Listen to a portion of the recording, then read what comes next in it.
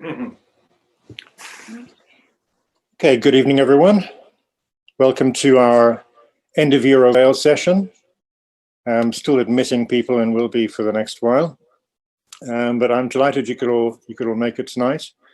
It's our end of year event, which is usually a special occasion, and tonight we're going to have Alice Oswald reading for us, which I'm really excited about. She's certainly one of my favorite poets.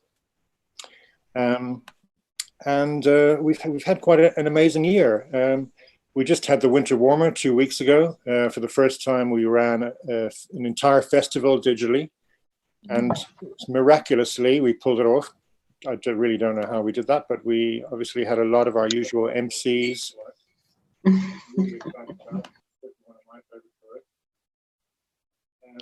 Excuse me for 1 second there. That's quite an amazing year. We just had the Winter Warmer 2 weeks ago. For the first time, we ran an entire festival digitally, and miraculously, we pulled it off. I really don't know how we did that, but we had a lot of our usual MCs.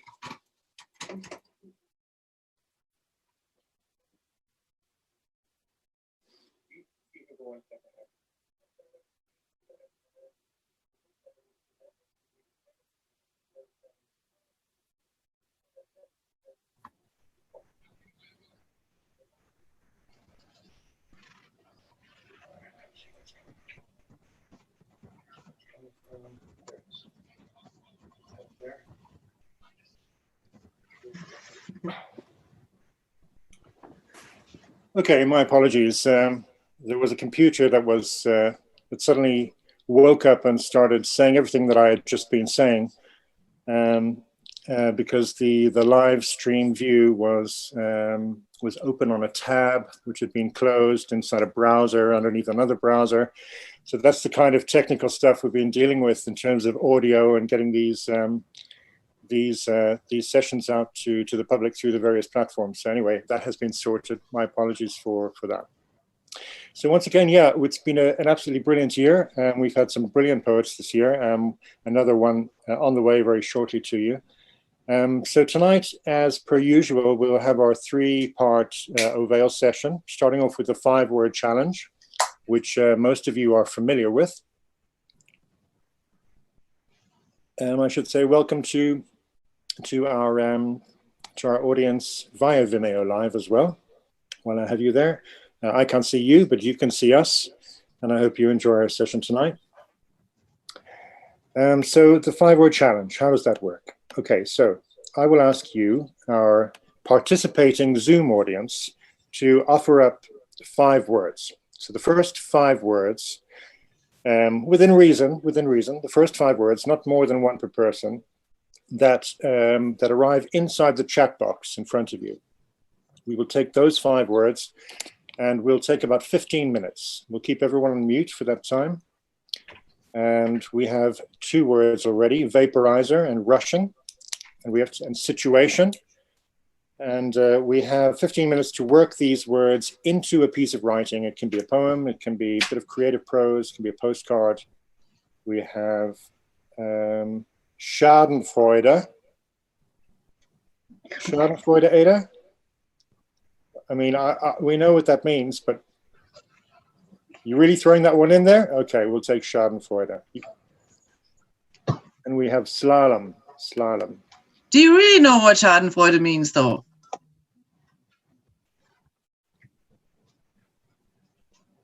You're muted there, Ada. Do you want to give us would you like to give us your own definition there? My explanation is that I felt that when I heard today that Google had been having troubles with its services, and I sort of felt a bit like heartwarmed because I'm a monopolist and I truly, truly hate them. I only use them because I don't have an alternative. Thank you very much. So that's what the word is connected to. Of course, I know what it means.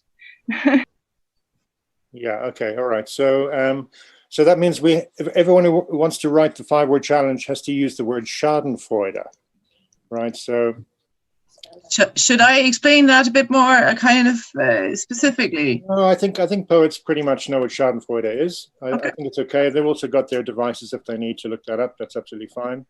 I will repost it there.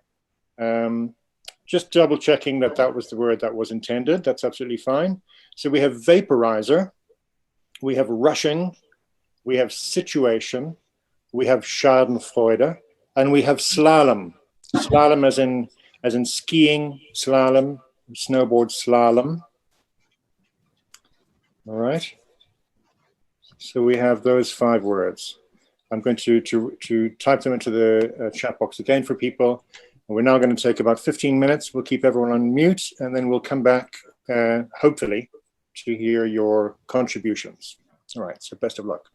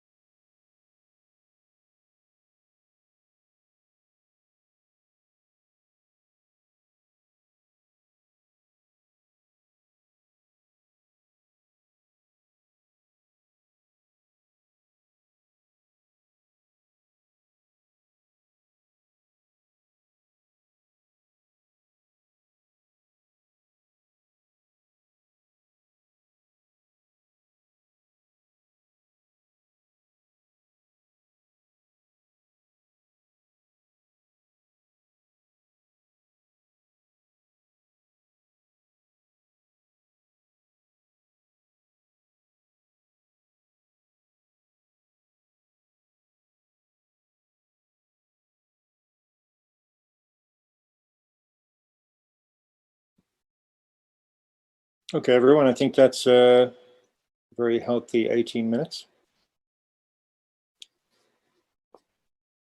So hopefully some of you will have your contributions penned by this time. And some of you are probably still scribbling away. But if you are ready to share your piece, we'd love to hear from you. Please type your name into the chat box with 5 words next to your name, and then we'll call upon you in turn to say your poems or your pieces. And then please remember the one you like the best, because we'll be voting on those and to choose a winner. And today's 5-word challenge winner will win a copy of Alice Oswald's Falling Awake, as well as a copy of the Ovale 5 Words Anthology. So lots at stake.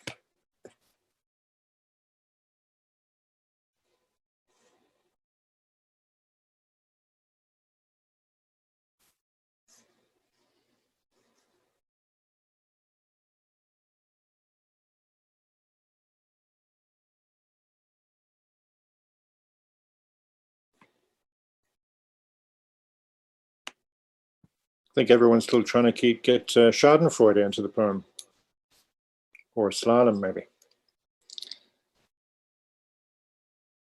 All right.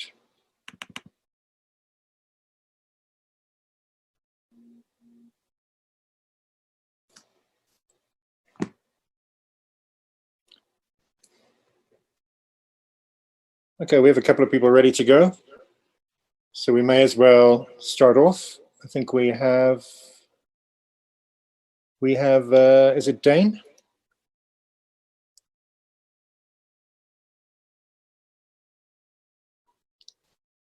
Yeah, yes, it is. Hi, Dane. Hi, everyone. So should I just read what I have? Absolutely, yeah. Go right ahead. Okay, all right. Who knew wicked wounds would wind up tied tight Belgian lace collar gags, rushing downhill into tight turns, knots hard to undo, as you asked, or was it begging? The Alpine discipline, if you like. But we know in the life I prefer if you didn't like it. It's not malicious. I just enjoy the look on your face, priceless. You rushing to please me, shoeless, slalom, naked in the snow. If I took delight in your tragedy, your situation, red bottom pulse. But that is not unfortunate. That is not misfortune. You asked me. You asked for it. Let us be clear how all of this started. Let us be clear on the situation. This is not Schadenfreude. Not when you want it. Vaporizer is the safe word.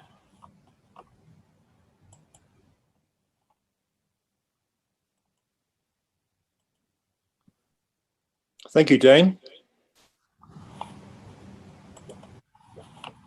Okay, and next up, I think we have Diarmuid. Can you all hear me?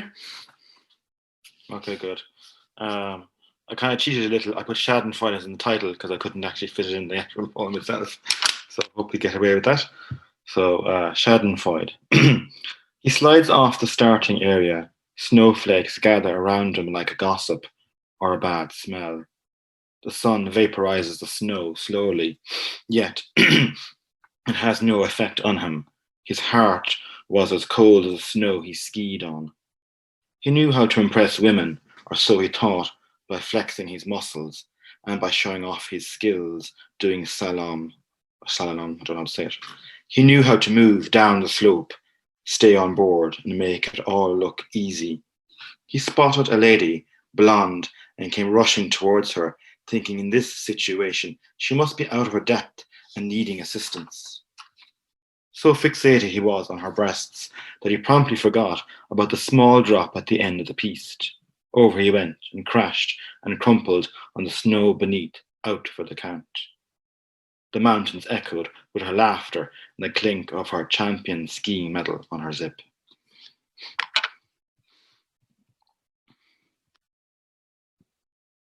Thank you, Dermot. And next on the list, we have Pam.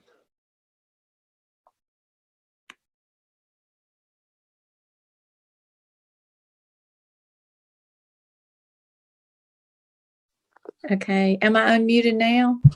You are? Apologize, I'm on this phone, it's weird. I was trying to fix something. Let's see if I can use 2 pages and get it done.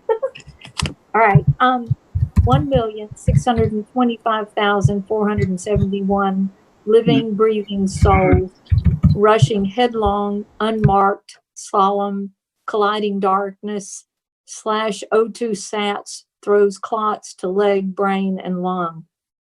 Situation room, gasping breath, reaching fingers for skin-to-skin warmth of friend and kin, gathers nothingness.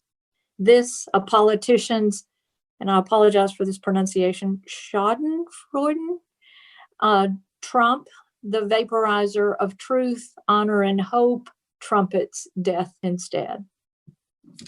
Okay.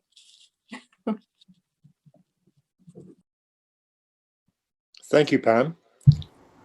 And next up, we have Robert. Hello, can you hear me?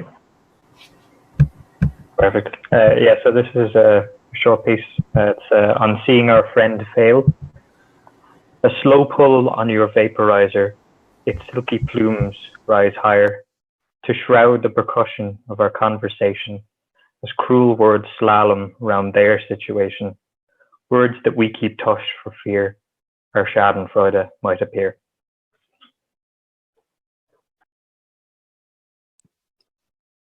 Right, thank you, Robert. Next up, we have Dee Allen.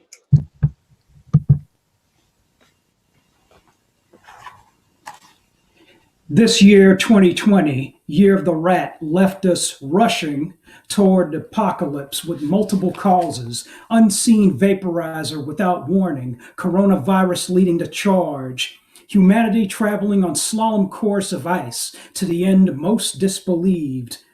Some wildfires here, some superstorms there, tail end of tyrannical Western rule right in the middle. Gone is the Schadenfreude, spewing from orange face, repeated by loyal flag-waving red-capped followers. And here's to hoping. Gone will be our increasing isolation, our lockdown situation. Vaccines are appearing in the works. I'll trust one when the vice president gives herself a needle shot.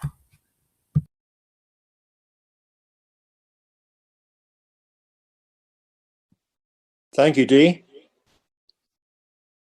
Next up, we have Augustina.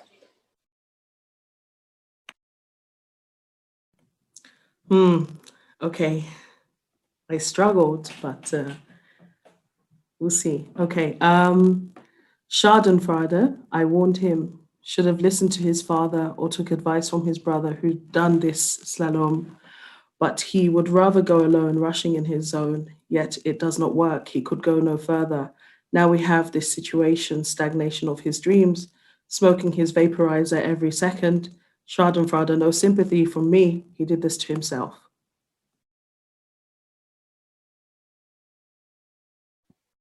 Right, thank you, Augustina. And next up, we have Molly. Hello. So I learned 2 new words from that. So I'm not sure if this will make sense. It's called recovery. Really, it's a bit like slalom skiing because you're always fucking freezing and rushing towards some goal, another ribbon, so you can tell yourself you're winning. And you wonder if your therapist is having a feeling of Schadenfreude when she smiles and tells you to come off your meds. They're as dodgy as the vaporizers with the candy floss scent. But look isn't this your situation? And isn't it better than dying from starvation? Thank you.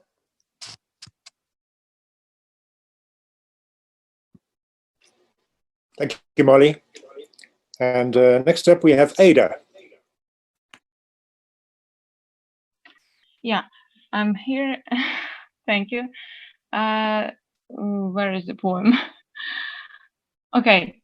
I slalom with the vaporizer of Schadenfreude, but not Schadenfree. It takes its toll. I am a vaporizer of Schadenfreude.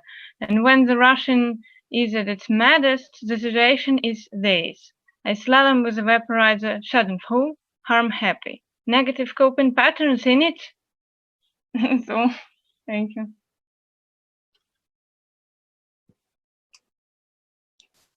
Thank you, Ada. Next up, we have Sue Blue. Okay, thanks very much. Obsolete. I lean back, 1, 2, 3, holding my breath. The vaporizer shows 192. Then breathe out slowly into the December sunshine.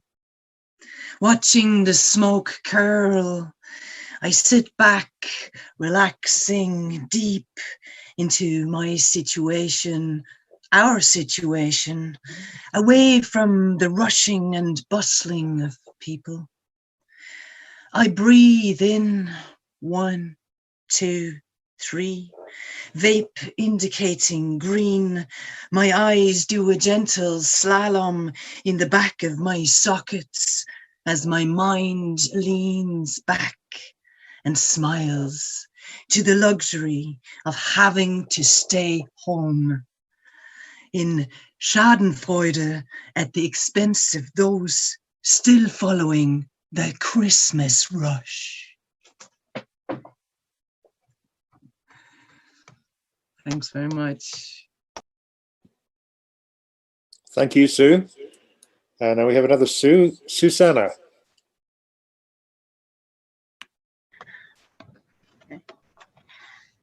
No rushing for making a bed for me only. The patchouli vaporizer remains unused once again. I carry my crispy white sheets in the slalom of t-shirts left on the floor. Their cuffs are longing to be picked, chosen. I carefully describe in my head the situation where to meet eyes, smell skins, chat someone up in tones and hysterical laughter. Will we look like those two actors in the advertising of the toothpaste who smile a 36 teeth smile and wear the t-shirt saying Schadenfreude?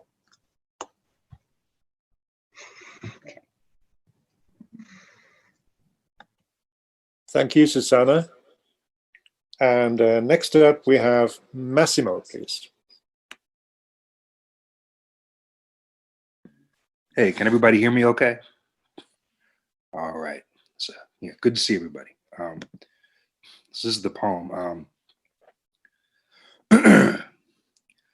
Schadenfreude means my pleasure at your misfortune.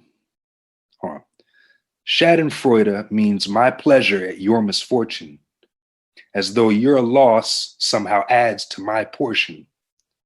But that's assuming we rejoice and we suffer in proportion, and that our relationships are born of inverse absorption.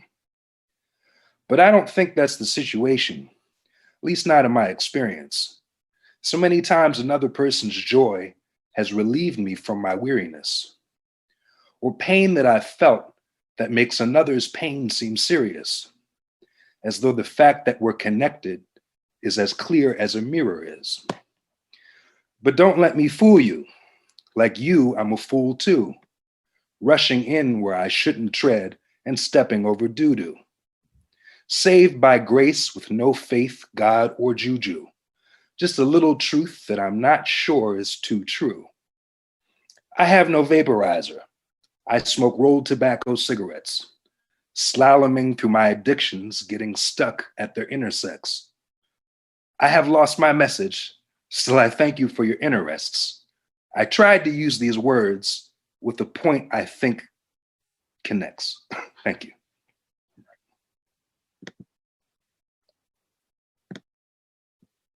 Thank you, Massimo. And next up, we have Michelle. guys. Sorry, I'm on my phone. Can you hear me okay? Put me up on your shoulders. I want to see what 80,000 singing people look like. Hands up like a tuning fork. Torso twisted round and downwards, spotting the slaloming fans trying to gain a row or two before the final song. Cigarette and spliff and vaporizer clouds go off here and there, minefields of tobacco and cannabis and candy flavours. I can smell sweat and piss and aftershave too, coming from the deathbed of the Schadenfreude seekers. Stampede feet rushing up through you and then through me, like I'm really as tall as 10 feet and dancing. This situation is the best I've ever been in. Hold my knees for another song. Thanks, guys. Thank you, Michelle. And for our second last reader so far, unless there's anyone else out there who hasn't put their name down yet, can we have Al Black?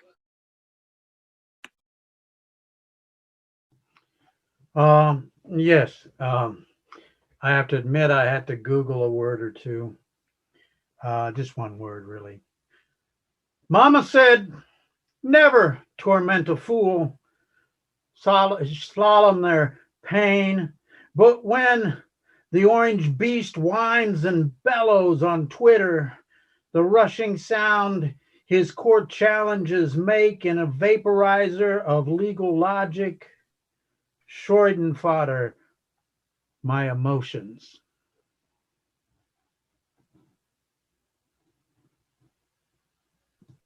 Thank you, Al. And now could we please have Kieran McCartan? Hello, how are you? I have to get a vaporizer. The smokes are tearing the throat off me. Was the caliber of the dwindling conversation twilight on a fine night of fabling, firing, forgetting. The Nokia tune breaks the pause. Taxi here. Yeah, I'll be out there. And I set off to collect my debris.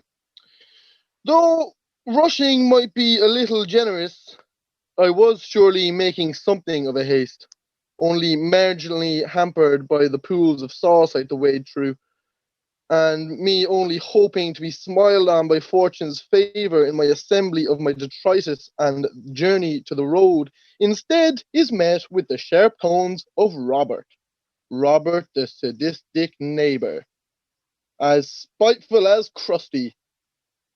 Sure, they're slaloming through the garden down there, roaming around the lawn. Where'd he learn that word? I thought. And why'd he have to exercise it to sabotage my situation? I made the road in time to see the taxi leave. Next day, himself is met by himself at the front door of his car. There was actually no slaloming going on last night at all. Christ, do you listen to everything? And slammed the door. So ferocious was his attempt to buckle his belt. Repeatedly, it got caught. Dramatic exit, unlucky. Schadenfreude on a Saturday.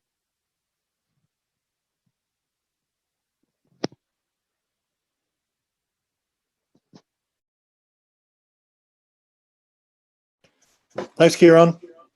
We have just one person left. It's my better half over here, Rosie. My superpower, if I could choose, would be the power to vaporize. Anyone, anything, anytime. Just like that, you dissipate, become a dewy haze. While then, Schadenfreude, my trusted sidekick, smokes up the cloud of you. Her sideways smile sends folks rushing, or every situation a slalom.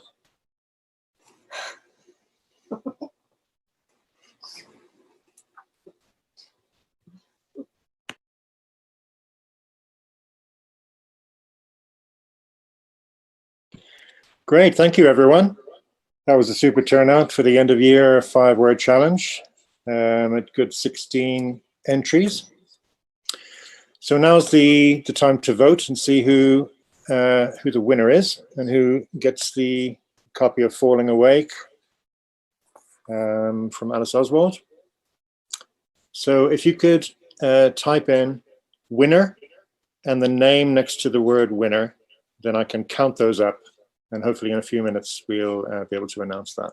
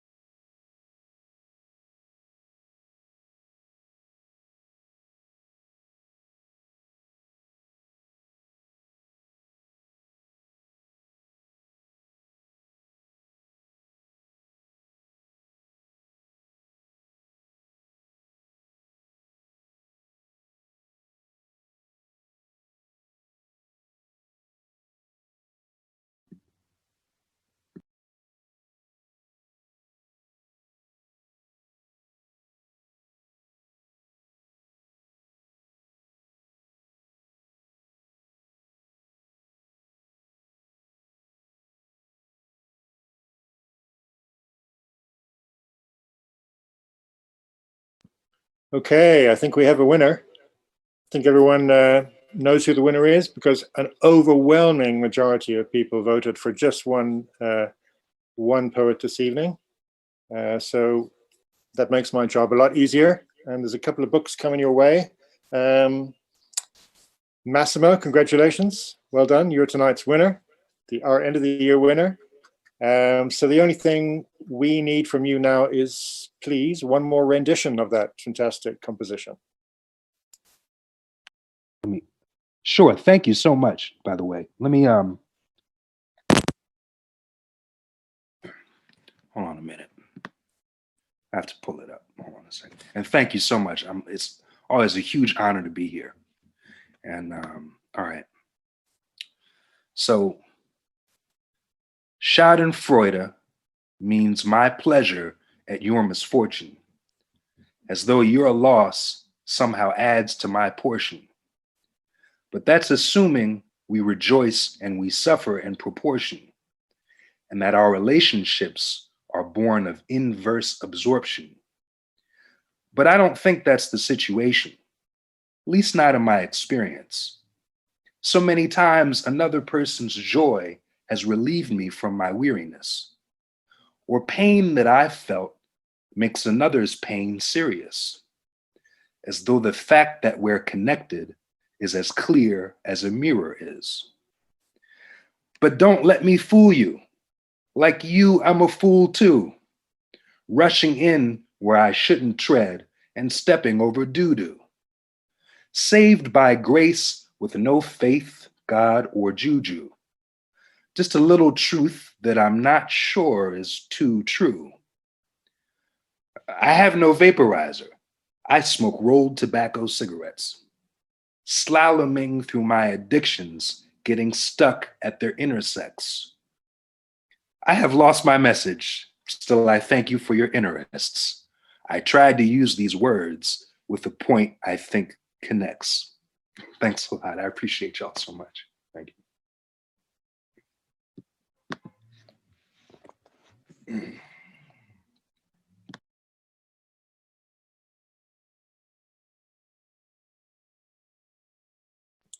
Thank you so much, Massimo, and congratulations. Your name will go down in the roll of honor for the 5-word challenge winners, and we'll be after you for a copy of that poem to publish in our next 5 words anthology. If you're happy to be in there, we would love to publish that.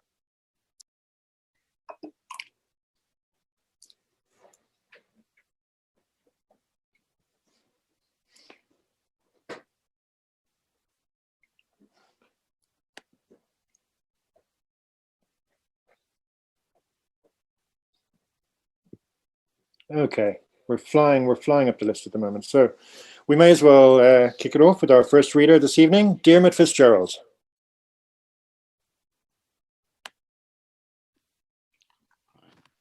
Great to hear Alice again. I saw her, I heard her read in Edinburgh 4 years ago, and she reads without notes and from memory, which is amazing. So I'm going to read 2 poems here. This one's called Footprints, and I wrote it when I did the Camino 4 years ago as well. So Footprints. Water spills down from a bank and makes the path mucky. Hundreds of footprints mark the way. I try to avoid walking over the footprints as each is special in its own shape. I imagine who created the print. A middle-aged woman in an orange coat hobbles over the path. She only gets 10 kilometers done a day. She sits rubbing her feet in a village. A gang of male teenagers, shirtless and treading over the ground without concern. They sing to kill the boredom. An old man keeps secret. 6 months left to live. He wishes to make it to Santiago and wants to meet as many people as he can. Despite my care, I cannot avoid leaving a trail for my own shoes and poles, like some weird 4-footed animal. And there's another very short poem. This one's called The Singing Hollow, and it's self-explanatory. Singing Hollow. Deep in the bowels of Dublin, there is St. Auden's Park. In the middle is a singing hollow, a slab of rock, upright, grey, with a hole carved into it. You are invited to place your head inside, clear your throat, purse your lips and hum. Vibrate until all your organs are in tune and the pulse matches the stone. Waves spread out and meet the road, blackbirds, apartments, all vibrate in concert, beyond what the ears and eyes can tell, but the heart knows.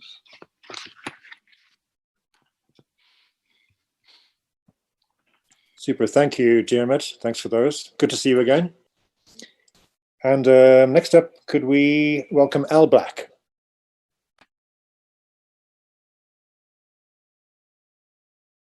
I'm sorry, I forgot to unmute. So we're allowed to read 2 poems, is that how it goes? Okay. I'll read the first one here. A lot of poems come from dreams or just meditation on things happening around me. This one's called Translucent Rags. After everyone had gone home, only the pulsating glow of embers remained. I watched a possum walk through the yard. A woman appears in a chair next to me, wild hair dressed in translucent rags that moved in the wind. I could not feel. She said, "The moon is beautiful." I reply, "I cannot see it from my chair, but if I stand in the corner of the yard, there is a gap in the trees where it rests on its way across the sky." She floats across the fire. Rags catch fire. I pull off my jacket to smother the flames. She laughs, stands naked, unburned. Rags will grow back if I need them. Does my nakedness bother you? I reply, the usual drivel about being alone with a naked woman is not a good way to stay married. She laughs, rags reappear. We walk to the corner of the yard, admire the moon in the gap. She flies to the top of a tree, moon juxtaposed in her arms. She tells me to snap a picture with my phone. I laugh. Rags move in the breeze, reveal her curves. She looks at me. I look away. She laughs a laugh that makes me feel like a little boy caught peeping in a window. She flies back and forth in the sky. Her rags move back and forth. I am uncomfortable with her burlesque. She laughs, comes, stands naked so close I smell the woman of her body. I begin to sweat and ask how she flies without a broom. She laughs until she cries and says, women like me don't need a broom. Never did and never will.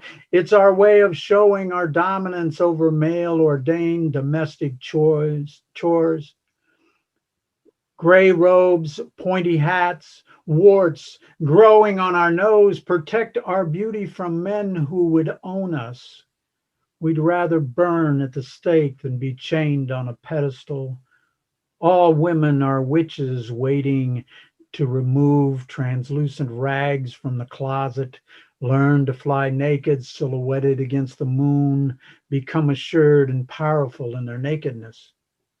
But we hide it at the bus stop, in the nursing home, sitting in a wheelchair, calling out, may I help you, behind plexiglass selling lottery tickets, standing in the grocery line as you stare at our asses and look away when we turn around. Does my nakedness make you uncomfortable? I try to look in her eyes, not stare at her curves. She laughs, rags reappear. We are testing you. We are always testing you. This is how we build our strength, develop the power to resist priests constantly pounding at our doors, armies of men demanding we feed their hungers, jealous of our flying, in fear of the power of our nakedness. Gray ash obscures fire's last embers. She rises into the night, rags falling away. I stare at her ass. She turns around. I look away. She laughs.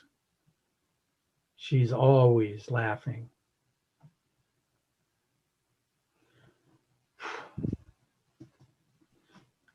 I hope the use of the one word was permissible on this site. This one is called 36,000 Silkworms, and actually before COVID it was going to be made to a video, but we have to wait. 36,000 silkworms. In a dream she asked, how many moths on pure white wings would it take to carry her back to mama, back to freedom, family, and friends? But silk weavers boiled the 36,000 silkworms before they could grow wings.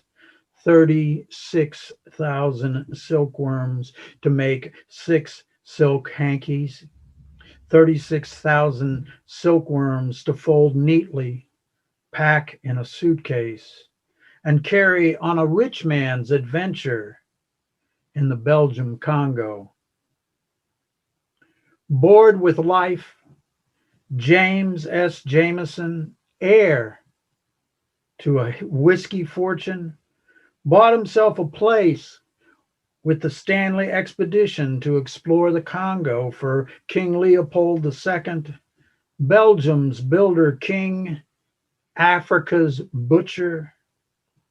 Left behind at the Luabala River base camp, he heard stories of cannibals who lived in the jungle and asked his porters, where might a white man watch humans feast on other humans?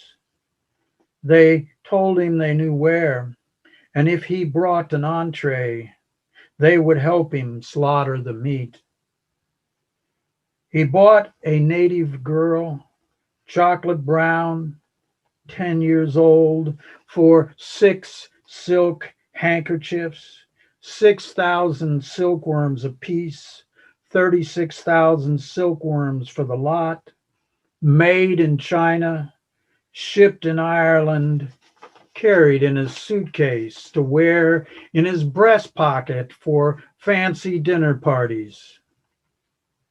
She went quietly, hands tied or led by a rope through the jungle.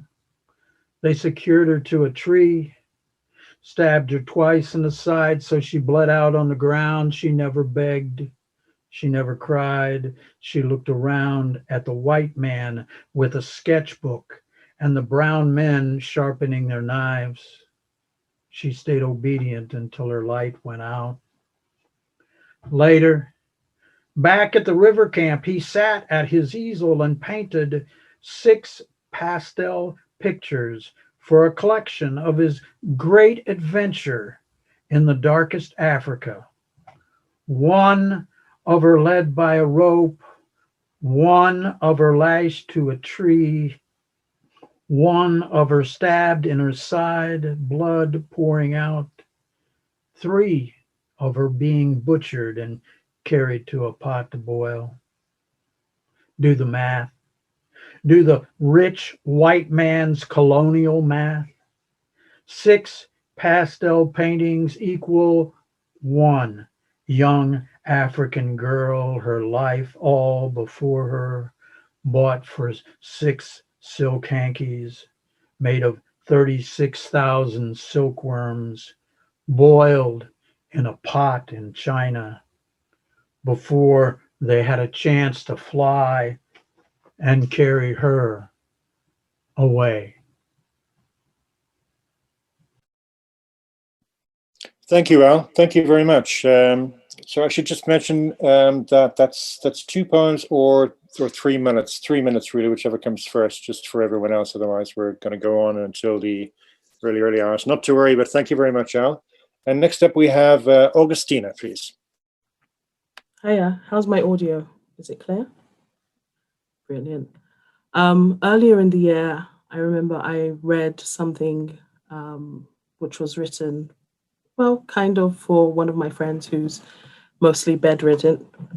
And recently she started doing this thing when she comments on my posts and on her Facebook, timestamping everything. And I do like the way she writes. So I think today I am going to read some of her comments. I did ask her permission. And it's just, I always feel like I'm right next to her when I read. Sorry. Yes, you're in. I always feel like I'm right next to her when I read her comments. And so I would like you to also hear what she had to say today. I was going to read my own poem, but after this, I said, no, actually, I'll share this one. I was just thinking about how kindness heals lots. Kindness, not the cruel kind. That can be just cruelty disguised as kind, although some kindness can maybe feel a bit cruel. It was in a jumble of thought about person-centered care and support. 7:30. I was thinking about the passive-aggressive support worker being very aggressive. Times I tried to hurry a friend to heal a broken heart, and times others have been impatient with me in letting go of the dreams of one guy or another, which at times I suppose I understood, but felt unable to resolve it until I was ready, like the last one. Dreams that were way out of reach, but I needed, taught me a lot about myself, and gave me the best distractions that I needed to cushion quite a few years. I talked about dreaming about him a while ago and saw a look of dismay, which in turn gave me a good thing to think about. I am aware that I can be exasperating. Those who love me and manage that side of me are precious. I'm getting a bit emotional. I may briefly fear that they will no longer want to spend time with me. I am a deep and frivolous thinker, and I think about the worst and best things that may happen or have. I can be prepared. I get lost in many moments. Mostly, I am happily enjoying the moment. My thoughts are on the go, even in meditation. It's not often I get lost in fears. I did the other day, tired, in pain, not as worrying as it can be, but I got more worried about them than I normally do because I was worried about never getting my house sorted to a reasonably safe and tidy space. I have lived with it for years now, and I am watching the lady in the van. I love it. I love her. Taking it to the extreme of on her terms, 926. I put this as my status and have extrapolated somewhat jerkily, possibly. I seem to be typing in long and short spurts. I added on the other post, then considered smutty innuendo that could be played with. I can go from one subject and emotion to a completely different one in the flick of a moment. Moments can be seconds or hours. I can also be in a generally happy disposition for days on end, no matter what is happening. 935. Prone to intensity, less likely to try and hide it the older and more zen I get. Now I am going to get into bed and properly enjoy the rest of the film. I'm chuckling from when he tells her that she can park on his drive. 939. Thank you, Augustina. Next, could we have Pam Campbell, please?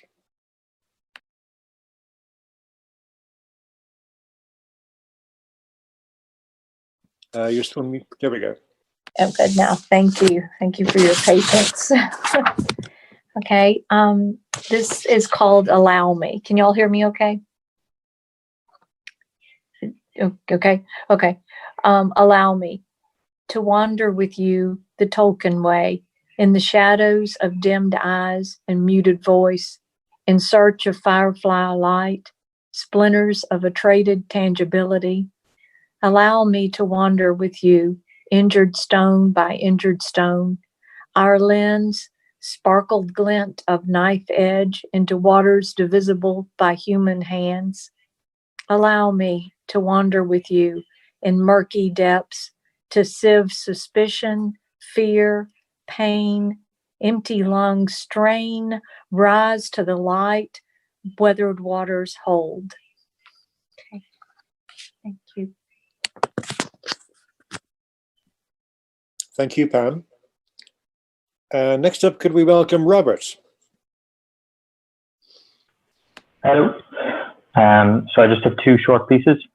So the first one is about the Northern Irish poet Sinead Morrissey. I was reading her recently and I'd never come across her before, but I was amazed.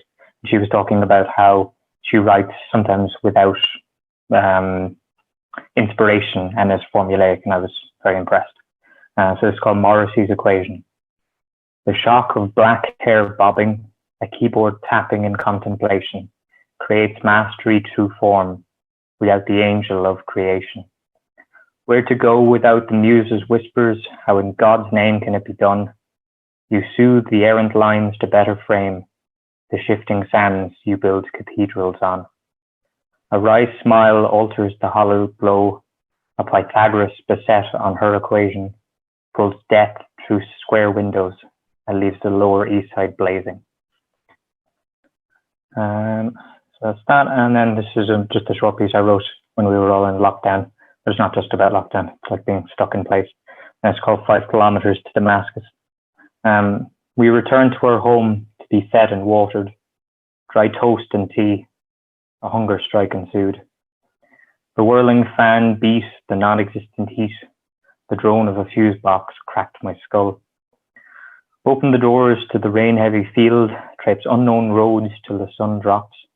5 kilometers or 1,000 miles, no quarter given. The distance immutable, the far hills only know. Patience grasping at the affixed smile, best to keep the head down.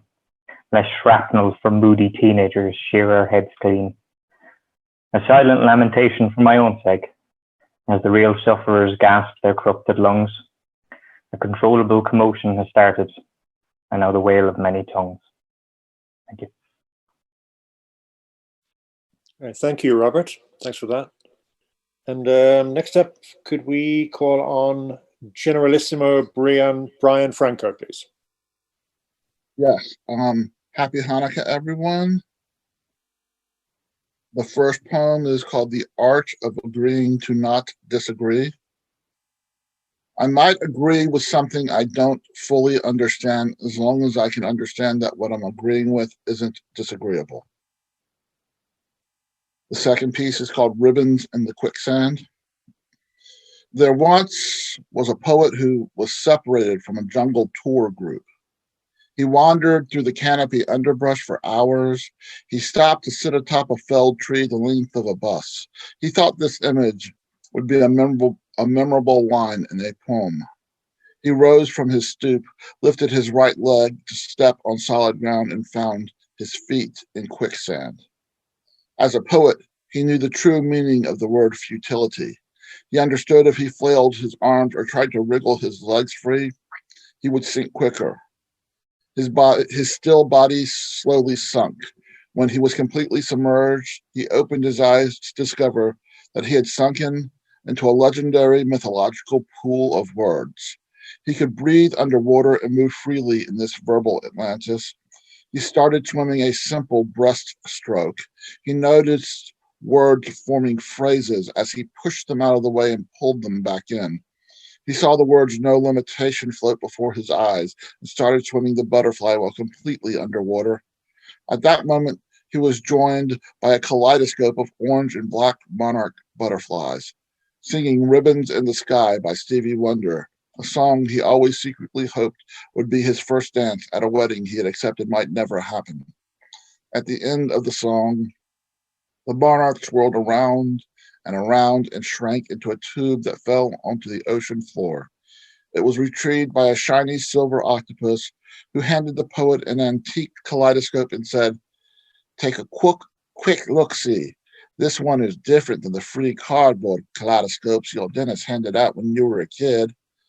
When the poet wrapped his hand around it, it felt as if it had been custom made for him. He raised it to his right eye and experienced a poetic synesthesia of words, as colors, sounds, and aromas, and tastes and textures. The kaleidoscope disintegrated, and words swimming around his being flowed and rhymed and made sense and made no sense at all. He began to scream and cry and laugh and feel every emotion possible in one single second. The tour leader placed a bar of smelling salts under the passed out tourist's nose. It seemed the man got lost and hit his head on a felled tree the length of a bus. The tourist, who happened to be a poet, thought this image might make for a memorable line in a poem.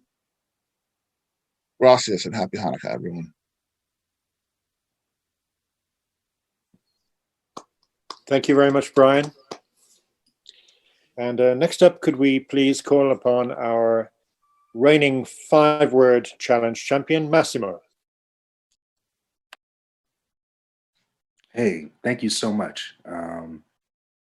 Yeah, always glad to be here and hear everybody's poetry. Always a big honor.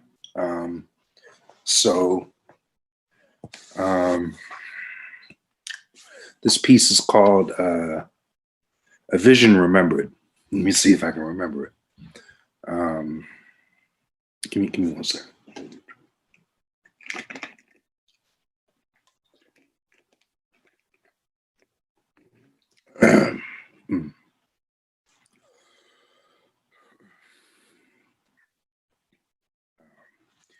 Men and women singing as if distant worlds bridging, but with closeness warmth bringing, something in their voice ringing, memories that glow hinting of a world before thinking, still without form existing, giving life to forms given, like recalling worlds we've been in when we're not sure we're living, seeking home reminiscing with an age-old inkling that we are home for revisiting.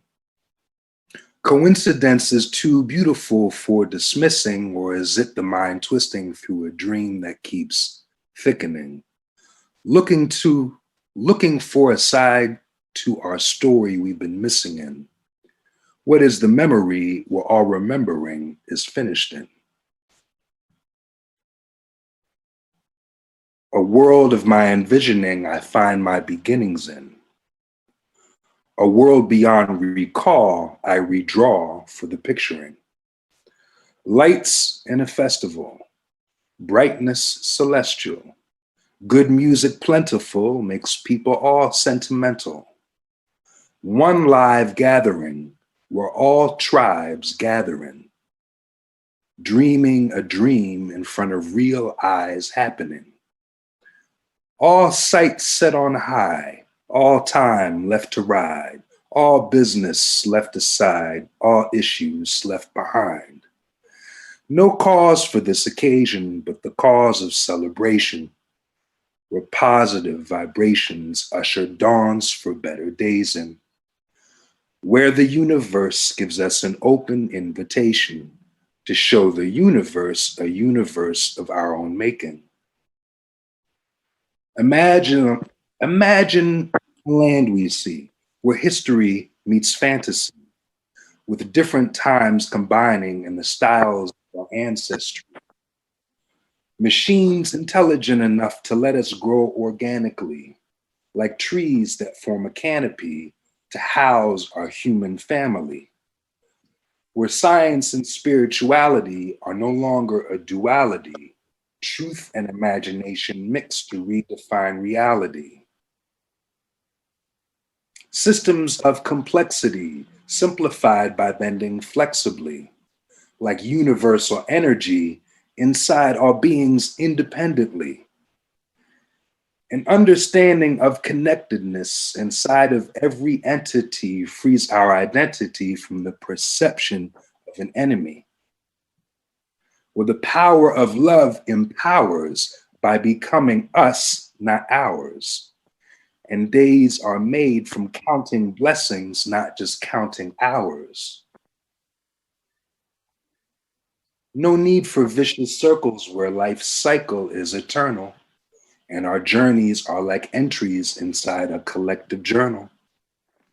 We see the world around us as a face we are resembled in, where dark and light are blended in like masculine and feminine, with endless dimensions to find depths of our reflections in, a world that we feel beckoning, envisioned while remembering. A dream embedded in a scene inside yourself for entering. So create your own scenery. It's yours to be anything. Men and women singing as if different worlds bringing, but with closeness, warmth, bringing something in their voice ringing of a song so uplifting. Memories that glow hinting of the warmth of our beginning with the warmness still lingering. Is the world we're envisioning the world we're still living in? Our course may have shifted, and of course we are different, but life has always been a strange gift to begin with. I guess the gift is to live it, so just live and be gifted. Imperfections in the pattern give us work as we stitch it. If maybe the world was made with flaws so we could fit it.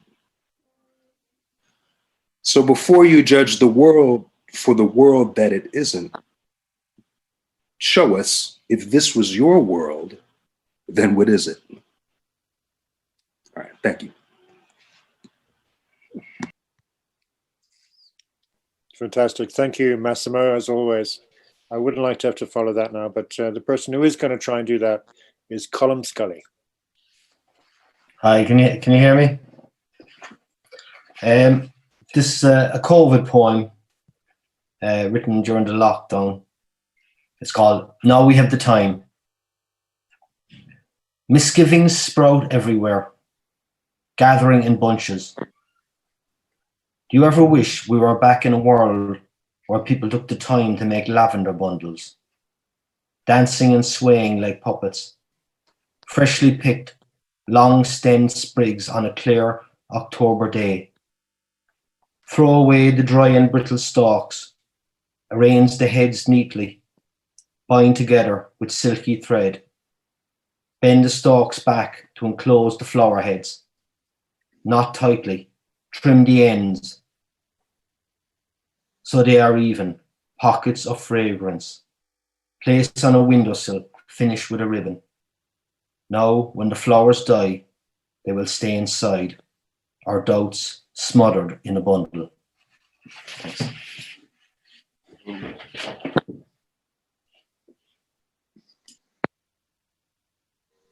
Thank you, Colin. Next up, we have Paul Rabinovitz.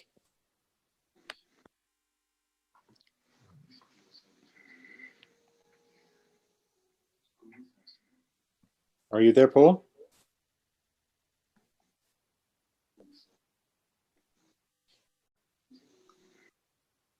Okay, we might come back to Paul. Let's move on now to Melissa Mourinho. Sorry. Oh, sorry, I'm there's actually Paul. here. I'm so sorry. You're fine. Okay, thank you so much. Sure, I'm please glad go I ahead. did. And thank you for not letting me go after Massimo. So these are two quick, short poems. These are 2 of 4 poems that are going to be part of a film that's being made. Filming is starting next week, so it'll go with an opening in probably about May or June. So I'm excited about this. And these are about writing poems. First one is called Soundscape. After making coffee. It's taking time to get me on board. I'm nervous, but hey. Sorry, I'll stop. Yep.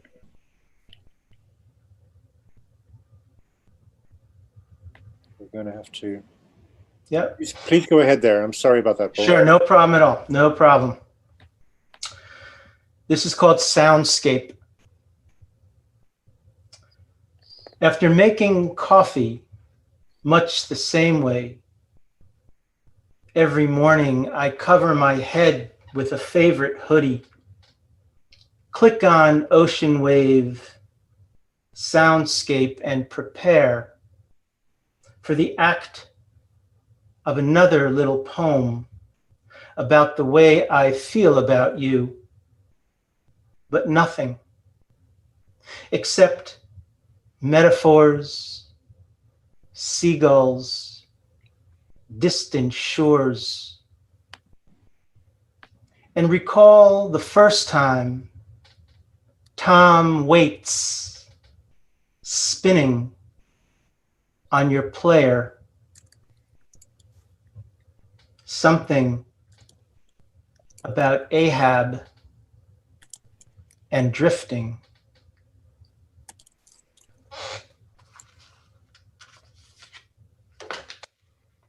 And the second poem is called Quiet Morning. If I were a true poet, I wouldn't sit for hours with curved spine and hunched back, laboring over every word, wondering how it might sound when read in the stillness of your quiet morning. Instead, I'd put down my pen, extend my hand, and wait for music of the Malango to swirl between us, your dark eyes surrendering to my cabicchio. Thank you.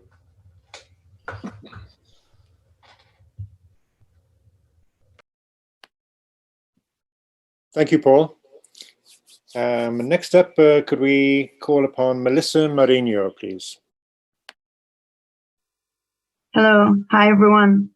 Nice to see you again. Really glad to be here. I'm going to read a translation of a poem I wrote 3 days after Diego Maradona died.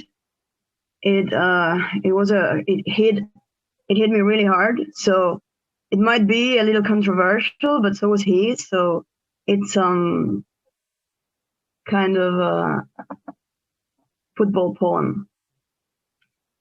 So it's called "If the Poem Were a Goal," in memory of Diego Armando Maradona, the one who made us happy. I wish I could give you a poem that were a goal, like the one you wrote against the English net at the Azteca Stadium in Mexico '86. In those mythical times, I barely babbled my first phonemes, but my dad told me at that moment of marvel, it did no longer matter to be champions of the world or even the trophy with its golden laurels and confetti for the whole of this fired-up land, but one way or another, we had to win that game. A minimal rematch, scarcely a thorn, in the lion's heel after so many dead and Sudaca miseries that only you, the pibe from Fiorito, the rebel, the captain, could transubstantiate into tears of euphoria, as a backache terrene God who multiplies the loaves of joy to nourish the people, water into holy wine to intoxicate their souls, with that thirst for glory and broad and fit, stuck in the mud to rise out of it all, with a heart as bright as a torch held high, shaking in the wind, spreading like dance, to bring light to the lost ones, the ones no one remembers, lost in the most punished corners of the earth. The first goal, mischief, though they said cheat, but why don't we call it divine justice, poetry, epic? If, as the saying goes, it's no crime to steal from a thief, and with the hand of God you touched the sky with burning fist. The second one was the poem, the most beautiful goal in the world, that I watch when I'm down to feel it's possible to be happy and dream the life and live the dream, even though we wake up repeatedly in a nightmare and fall, because you turn desire into prodigy and miracle in times when fathers did not hug their sons. Your roar triggered an avalanche of gold. Those gold celebration hacks and tears welled up shamelessly in the eyes of men and women alike, of the rich and the poor alike, of the saints and the sinners alike, of the truthful and the slybuts alike. I wish I could give you a poem like an infinite goal, to never end or burn out, to open the chests like flowers with the trays of laughter, to fly wild kites throughout the cosmos, to feed the children who have nothing but dreams, and quite often not even dreams, to unite bosteros and gallinas in a hag, to release a flaming comet in the shape of a football, to streak across the skies of every geography and hear your Argentinian name being pronounced in every tongue, Diego Armando Maradona, although for us it's simply El Diego, El Diez, Pelusa, Dios. For us ours immense, ineludible, unforgettable, incomprehensible, unforgettable, the pagan god, the warrior, the poet, who knew how to sweat our jersey with such pride in exchange for nothing but love, and because of love, we were happy in you for once and forever. Thank you. What could we give you or say to you but thank you? Thanks. Thank you, Melissa. It's a very beautiful tribute. Here's to Diego Maradona. Cheers. What a fantastic gift to the world he was. Thank you.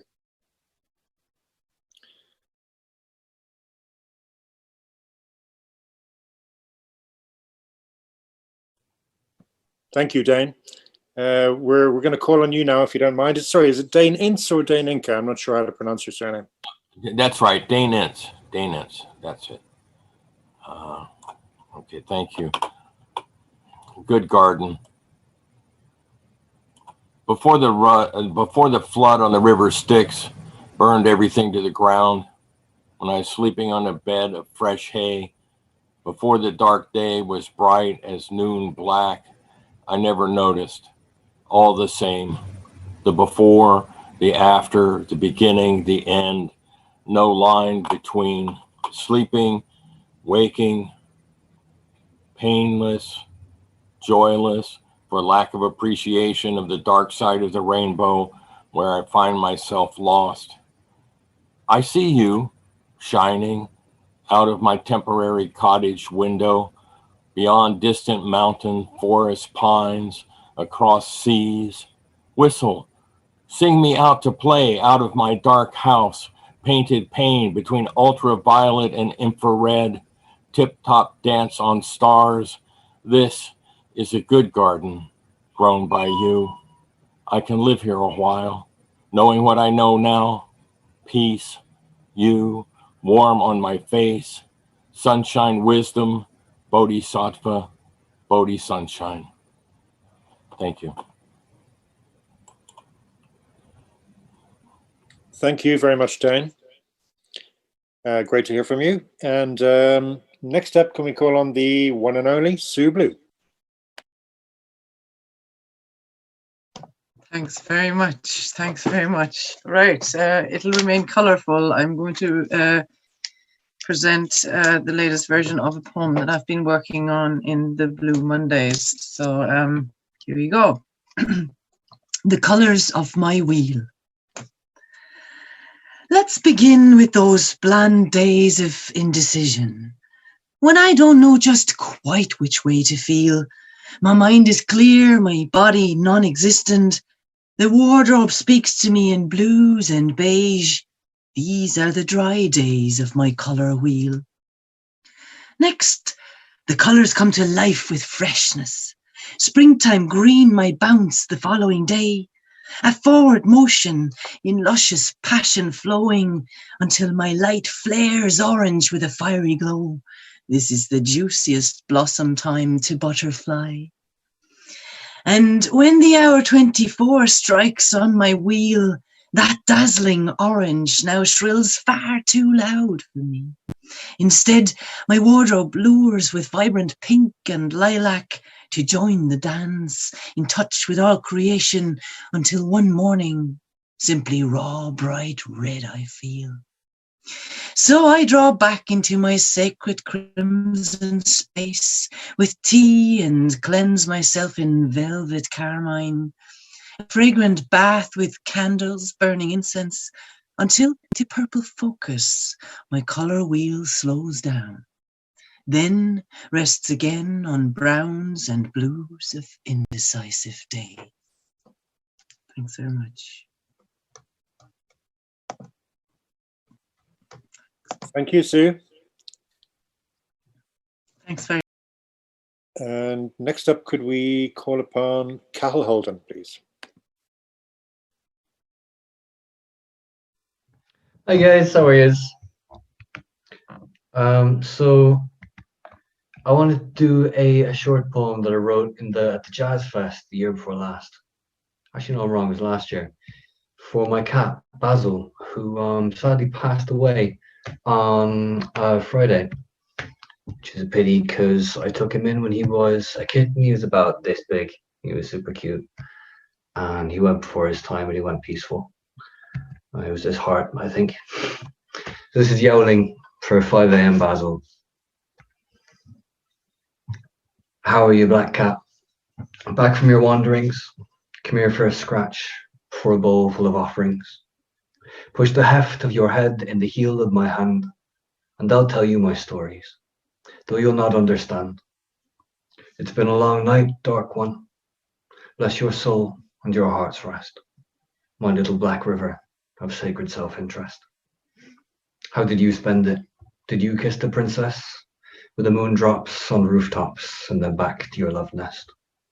My 5 a.m. shadow, my pouncer and prince, dragging your dregs back out of the rinse. But I see you are bleeding, and that one looks fresh. As good as you got's what you gave, I expect. You and I, brother, we have met with the law, that the lie of your land is as long as your claw. You and me, Black Cat, we have scratched and we bit, turning our coats from the fights we have fit. Yes, I have gone lonely, and stubborn and hard, for the unbroken half of an indigent heart. Purr for me, Mouser. Your day will come, when you stand on the world and declare you have won. kingly and calm, though the wind goes on howling. You and I, black cat, out all night, yowling. Thank you, guys. Fabulous. Thank you, Cahill. Basil must have been very special indeed. He was a sweetheart, yeah. Next up, could we have Ada Miles, please? Thank you. I'm gonna do a bit of a comic refreshment, if may be permitted. This poem brings together cubism a bit, because I folded the poem in the shape of a cubist angel. It is called Angel, and it refers to a song by Rammstein, so it also brings industrial here a bit. It's a comic reference to the song, and the message in the song is basically that it's not very cool to die and become an angel and be alone in your holiness, so to speak. Also, it connects to Bible, because I don't have wings, but I will have a lot of eyes. Actually, before reading the poem, I will need to apply some glue, and I don't know if they will be seen, but they're little plasticky eyes. I'll just put a few for the comic effect. Because the poem is really short, so just look at it as a part of the poem, really. So, unfortunately, they're made of plastic, so I need a glue stick. I thought they were stickers when I bought them, but unfortunately, it turned out that fooled me, so I need a glue stick. All right, I think that's enough for an angel. Tired of putting them on. And the poem is without rhyme, but it has much, I hope. It's hard to be an angel, to have so many eyes. You see not what is usual. It's bad, was bad sometimes. You hang alone in terror. You clutching at the stars. You have too many eyes. Your wings are not with you. It's hard to be an angel. You lose your train of thought. Just what a rhyme would do here. It's warning, not a song. A poem or a story. Be good, but not too good. This is it. And I don't know. I think that is it. Thank you. Okay, thank you, Ada. And next up, could we call on Susanna, please? Okay, so this is called Untitled. Empty your hands and fill them with a poem. Hold it with pleasure, like the cheeks of your lover. Feel its weight, fresh, warm bread dough. Yeah, that's it. Thank you, Susanna. And next up, could we please have Cedric Piquant? Hi, everyone. I guess that's my last thought before going back home to my parents for Christmas. Hopefully everything goes well and I just don't bring harm to anyone, nor do I pick it back here. So fingers crossed here. Here I go. Imagine being so big that you can waste your home on a whim. So big your hope and dreams escape you. Borrow your body to find their own shape. They rave around and run amok. Colossi of old, awoken from the legends. Imagine being so potent, your potential is still to be realized, despite all you've already tried. Exerting your power of billion voices, hungry for answers as to why you, and the power to find them, yet eludes you. Imagine being so numerous that your distances are only an illusion you must maintain to conserve momentum in evolution. The love you give, the love you have to give is never fully received. Imagine being home already, home and alone, with the neighbors only for family, with an open door to the outside world, if you can find the key within yourself already. And until then, you remain lost. Imagine being so hurt You become blind to the goodness and the sweetness that could find you and bring the needed colors in the dark world, shape your vision and fill in the blanks. Imagine being so resilient that in face of doom, by hellfire that you dreaded so much, you fought it until in the heat of the moment, you found yourself as the arsonist. Yet you remain trustful in your own wisdom to fix all that you break.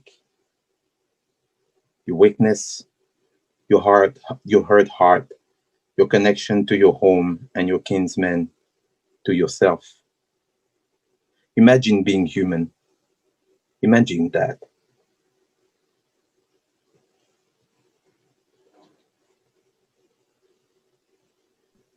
Superb. Thank you very much, Cedric. And next up, could we call upon Patricia Welsh? You there, Patricia?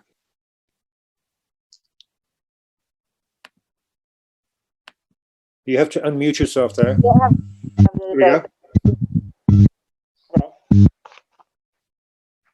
At last, the hard minion cries, painted into relevance, soaked to the bone, cascading into acceptance on our savage eye, lighting through concatenations imbibing, falling into weak structures, properly its wares.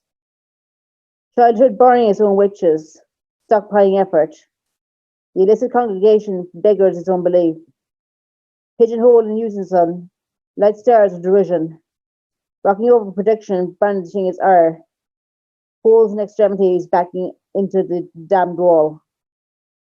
This house is condemned, driven to impairment, running into a perfected stock over waves, giving out who is liked, hidden charges abiding, avoiding luxury where prescribed soldering, hitting roofs as required, dreaming on the job. The vacant bird song presses ahead, exciting. The excessive hobby taking no prisoners. Chasing in operations, the only one taken. Starring over under orders, mandating eviction. The lightning struck not a mile too soon. Not learning the parlance, redeeming in flight. Coinciding with restrictions, hitting another roof. Shared and liked, seeing repercussions of delight. Looking out for the irredeemable, none outside. Turning away ambition, the long time coming. That's it. Thank you, Patricia. Next up, could we please call on Mary O'Connell? Thanks, Paul. This is about writer's block. It's called Stumped. The time when my fertile field yielded up golden plenty has faded with the passing of each blocked up day. The paltry seeds I scatter skim off barren, worthless soil. I call in desperation to those beyond the grave. Their yield has left me awestruck, but you, more than the others, gave me an extra frisson the night you sought me out. The soft drinks that we carried to the fire in Lord Kingsale allowed me hide my shyness as you discussed my poem. French phrases I dipped into seemed to captivate you most. The hope I felt was instant. The doubts all disappeared. But now a bitter harvest is the fate that seems in store, since time blotted out my flair and put you in the ground. Daring to disturb your peace, I ask you to inspire me like the fisher king of old, bring life back to my field.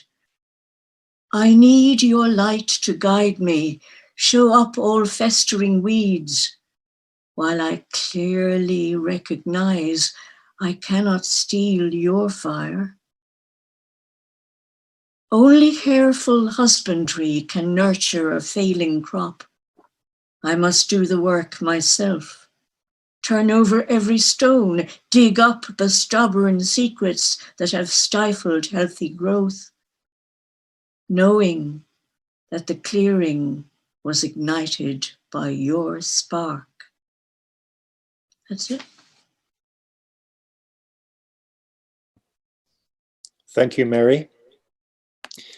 Next, we have just a few more, 3 or 4 more readers left now. Could we please call on Jerry Murphy?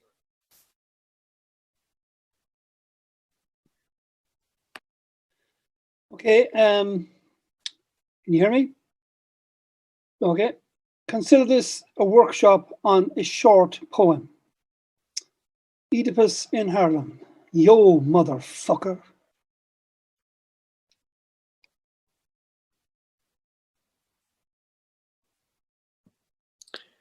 Thank you, Jerry. And next up, could we please call upon Rosie O'Regan? Hello. I was going to read a long one, but then Alice Oswald happened and I've been feeling so overwhelmed ever since because she was just too good. And you wonder, why even bother try? But this is an old one and it's short, so I'll dedicate this to Jerry, though he might not like it. I hold my own hand, grip tight to remind myself, vessels overflow.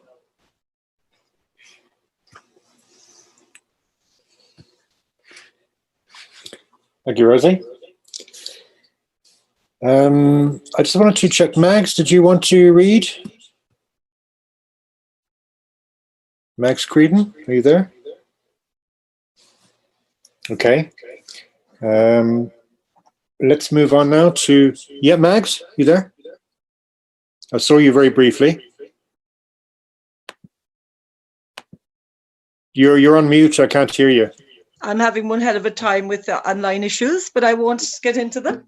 So, look, I've just made up an improv song there now in my true spirit, which is quite corny, and I have to do an improv every night, so just here we go. Happy Christmas to all that obey. It's been nearly 7 years to the day when I crept in first. I was aging and shy, but I said I'd give this old spoken word crack a try. I'm trying to read my writing now. Now I've heard so much spoken word, I've become a poet head. Glad to say the cork sings life. We're anything but a dead poets society. Now they be men from all over the world. Okay, what I say here? From Argentina, Chicago, Philadelphia, Ukraine. Thank God. Okay, we ecumenically perform. Oh, sorry, no, gone. Okay. Thank God we ecumenically performing, and may we all still be together next year on this day. I think I'll just leave that. Okay, I remember Christmas in a very long ago, and the holly bough delivered right up to the shop door. Woo. Cut me off whatever you want. And the women would say, Johnny, I don't know then if I should. They'd say, have a pice gone Molly, don't you know to do you good? And we'd head off in the lorry to deliver to Bougon Christmas candle on each window, I depend on curtains drawn. Don't want to fret.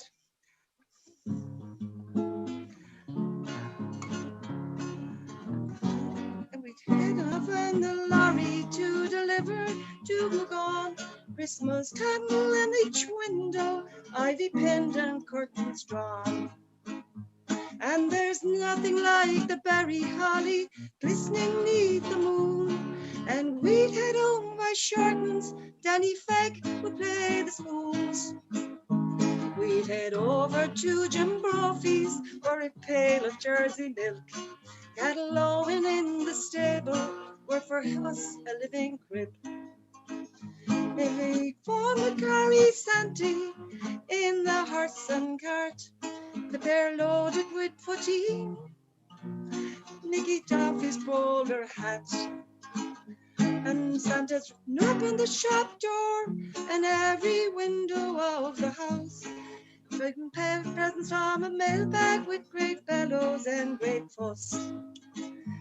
And we'd know when Santa's sleigh cloud climb up high over Rossmore, they'd be singing in Shagila songs till he come back next year. They'd be singing Happy New Year. Oh, I'll have to go down again. Lads, this is definitely improv. Thank you, Mags. Happy New Year to those who want one. Happy New Year to those who care. It sounds so naive and optimistic. Only genuine friends should share that cheer. Thank you, Mags. Hello. Well. Well, indeed. Okay, we've got two more readers left for you. Our penultimate reader is Catherine Ronan. Hi everyone, great evening. My internet is very bad this evening, so I hope it'll hold up for this. I must pay credit to Matthew Geeden, who encouraged me to write an autobiographical poem, which wouldn't be my normal thing. And on the 8th of December, my eldest was 21, and it turned out to be the 40th anniversary of John Lennon's death. So I said I'd combine the autobiographical poem with a memory that's truly autobiographical of the very day that I heard that he was dead. It's called 40 Years of John. I always felt adopted. They were all asleep by 11. I was writing chalk poetry on the inside of my wardrobe door until at least 1 in the morning. But I had a plan. Practice the night before, blue shirt on, striped shirt on, purple jumper on, then take off together, a shoot for the morning when he would bellow from the bottom of the stairs, "I am not waiting any longer." I could fly down 15 steps then. We drove in silence through Douglas Village, a light dusting of snow. I turned the radio up to hear bad news. "John Lennon is dead," I said. No reaction. "John Lennon from the Beatles is dead." That bollocks. I turned my head to see hair turning black to grey. I knew in that moment I would never be my parents. They were nothing like me. I was adopted, even if I wasn't.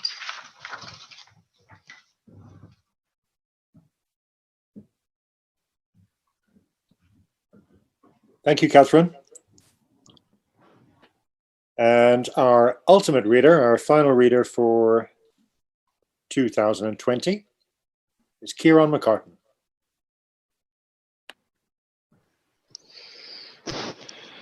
Hello, how are you all? Beautiful to hear your work tonight. Can you read you a little bit of this? This is from a longer dramatic piece that's being kind of worked on at the moment. And it's just a section of it.